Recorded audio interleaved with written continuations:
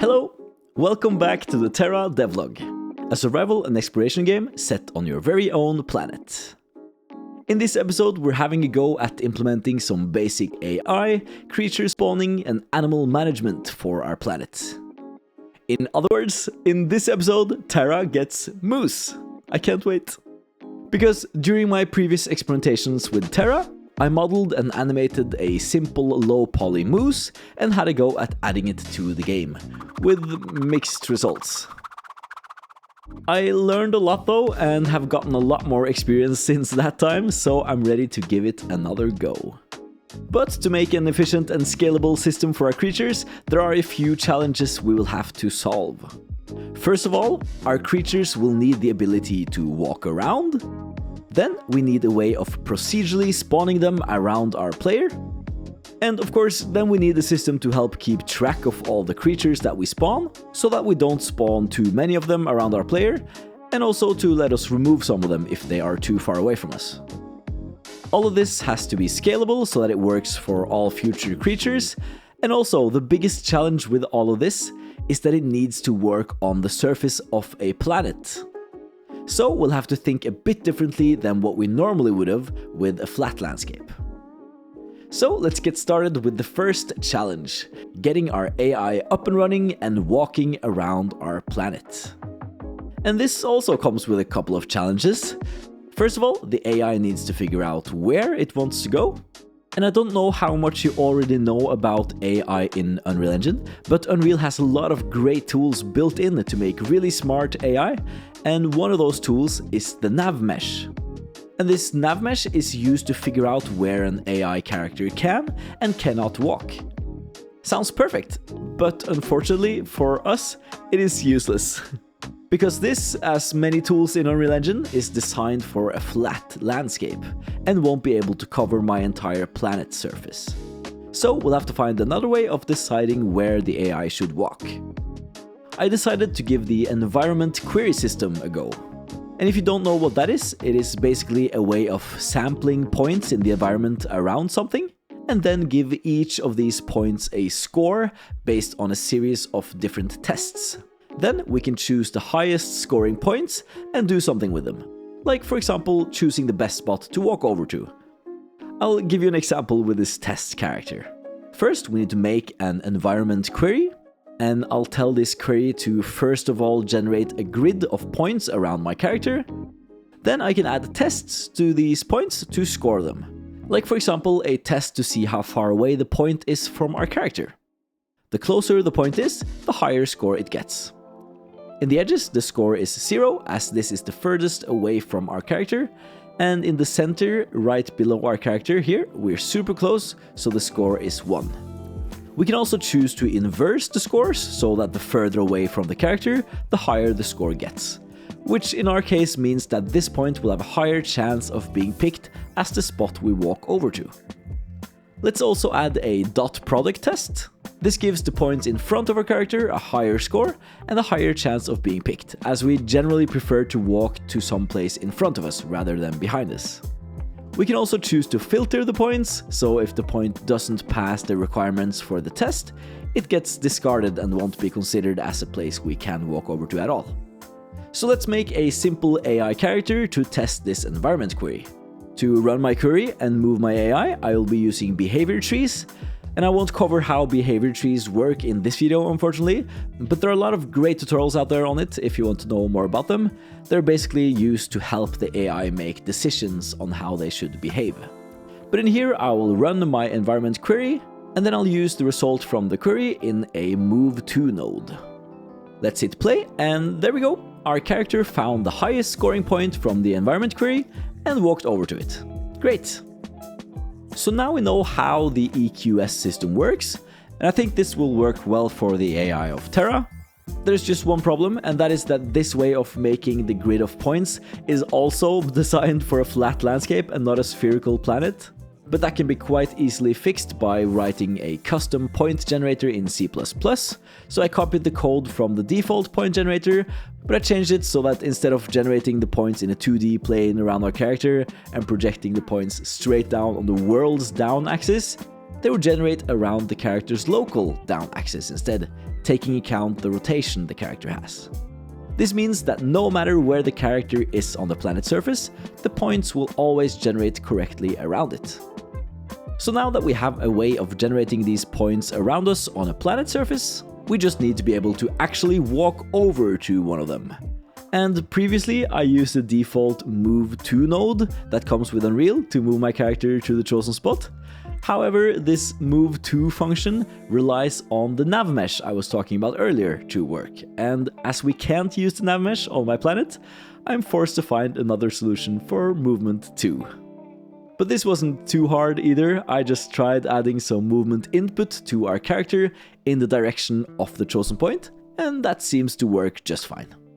I might have to implement some more fancy pathfinding algorithms in the future for more advanced movement, but for my basic creatures, this should work just fine. And there he goes! Our AI can now walk around on a planet's surface. Amazing! I think that means it's time to introduce the one you've all been waiting for, and that is of course the moose. If you hadn't guessed it by now, moose is, to no surprise, my favorite animal. No, not dogs, not cats, but moose. And for those who know me, having moose be the first animal to be added to my game is probably no shock. It's been a while since I made this moose model though, so the animations are not exactly winning any prizes, but it feels good having him in the game either way. So welcome, moose, let's give you a bit of a makeover. One thing I've always wanted to try in Unreal Engine, but haven't had the chance to yet, is the new control rig stuff. It seems like such an amazing workflow to be able to just make all the animations for all your characters and animals directly in the engine, without worrying about exporting and importing all the time. And also, being able to programmatically change the animations easily to make them more dynamic and flexible sounds really tempting. So seeing my older animations gave me a reason to actually have a go at it and learn how this magic works. And I was surprised on how fast I could get a reasonably good animation rig up and running. And just knowing that I could change it at any time, either manually or through code, was very comfortable. I could probably also reuse this rig for other animals in the future, which means that if I decide to improve the rig later, all the older animals will automatically get the same improvements. And after trying it for a while, I can already say I prefer this way of animating directly in the engine, rather than having to switch over to an external software all the time. Very cool stuff, I really recommend giving it a go. So now I have a slightly improved walking animation for my moose, and to be honest, it's still not super incredible, but I got to learn a new tool, so I'm happy. And as mentioned before, now I can easily change my animation procedurally with code. For example, see how the feet are floating above the ground? By adding some IK nodes and do some trace checks in my control rig, I can procedurally move the feet to be placed perfectly on the surface. So now, no matter what angle the surface is, the feet will look correct. And the whole body will adjust as well. It looks so much better and so much more natural this way. Nice. Let's also test how flexible this system is by adding the rest of the moose's family. Let's give him a wife and a kid. First, we need to make sure that they all are using the same skeleton, but that's simple, as most four-legged animals share kind of the same bone structure, and therefore they already have the same skeleton layout. And because they have the same skeleton, they can also share the same animations. So let's see how that looks, and oop, why the long face, man? He looks a bit stretched, but that should be resolved by setting some retargeting settings on the skeleton, and there we go, a lot better. Other than that, it seems to be working alright. It looks like the walking animation of the bigger moose is a bit weird on the little calf though, so I had to make a new one that fits better with his size. Which is no surprise really, I should definitely not rely on one kind of animation to work on all creatures, but the more we can reuse, the better. Maybe at some point I'll get help from someone who's a little better than me at animations, that could make original animations for all the different animals, but for now I'll probably only make separate ones where it's absolutely necessary, like now with this calf, for example. But yeah, this looks a lot more natural, and it also looks like the IK for the foot placements is still working well, so that's great. Kinda cute. So now we have moose. They can walk around the planet, and that's basically it. Now let's move on to the next challenge. A system to manage our creatures. starting with spawning them procedurally around our player. While working with the environment query system earlier, I discovered that you don't need to be an AI to run these queries. They can be ran from anywhere and give you the same results. So I figured, why not use the same query system to decide where to spawn animals around my player? So I made an environment event component, which basically is responsible for running events in the environment around our player. And one of these events might be spawning a creature. And all of the environment events will use the environment query system to decide where the event should take place. Count how many times I say environment during this video. So let's work on our first environment event, spawning creatures. One important part of my creature spawning system is that I don't want my animals to be alone. I don't want to spawn them randomly one by one, but spawn them as an entire family or a flock of animals at the same time. And in my environment event, I can define which class is the male animal, female animal, and child animal, and then how many of each of these the family can contain. Then at the bottom, I select what kind of environment query this event should use to find a spawning location, and then how often this event should run. In this case, every 5 seconds. So now when I start the game, every 5 seconds a moose family will spawn around me. Is this heaven? If I increase the size of the point grid in the environment query and set it to score the points higher if they're far away from me, the animals will spawn further away, which feels more natural than them spawning directly in my face. Now, even though there's no such thing as too many moose, there is such a thing as good game performance. So we unfortunately need to find a way to limit the number of animals that spawn around you. And this brings us to the challenge of overpopulation. How do I track how many animals are around me? And my solution to this was chunks. I made an environment system where any location in my world can be assigned a chunk index.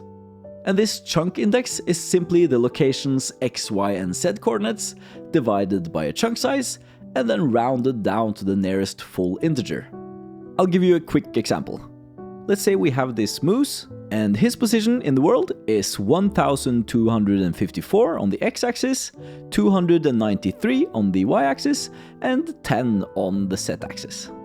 And then let's say our chunk size is 100. Then to make the chunk index, we divide the position on the chunk size, and when we round that down, it becomes 125, 29, and 0. So the moose's chunk index is then 125, 29, and 0. This creates a grid of invisible and theoretical and lightweight chunks that I can use to basically organize the stuff in my world, like for example my animals. Wherever the animals are in the world, we get their location and turn it into a chunk index. Then my environment system can keep track of what animals are in which chunks. And voila! I can now easily check how many animals are in any chunk of my world at any time. And if the animal population of a chunk is above a certain threshold, then the chunk is marked as overpopulated and animals can no longer spawn in that chunk. Now I just need to make a custom test in my environment query that checks the population and filter out all the points inside a chunk with overpopulation. Amazing! Overpopulation solved. And this chunk system is also extremely helpful when it comes to despawning animals. So when my character moves around the world, it will mark all the chunks around it as loaded, and all the chunks that are far enough away from me will get marked as unloaded. And if an animal detects that it is in a chunk that is unloaded, it will get removed. So, problem solved. Animals far away from me will now be removed from the world as they're no longer relevant to the player. And there we go. That pretty much sums up my creature management system for Terra. We have a way for the animals to know where they're going. They can walk on a planet's surface. They spawn as big cozy families. They're kept track of in chunks so we know when to stop spawning them, and they'll get removed if they're too far away from the player. This system will probably be expanded upon a lot in the future, but everything is built with scalability in mind, so new animals and new features should not be an issue to implement. For now, this works perfectly well for my needs. And now I know that throughout my adventures in Terra, I can encounter a giant moose. What more do we need? Ship the game, it's already perfect. I hope you enjoyed this video. We're getting really close to reaching 2,000 subscribers already, which I really appreciate. I love reading all your amazing comments and feedback on the game, so please keep it coming. And also, make sure to join my Discord server with the link in the description if you want to discuss features and chat about game dev stuff. If you have any questions or want me to go more into depth on something, then the Discord is a great place to talk. Alright, thank you for watching. Remember to subscribe if you want to stay up to date with the Terra devlog. And if you enjoyed the video, a like would bring a big smile to my face. Catch you later!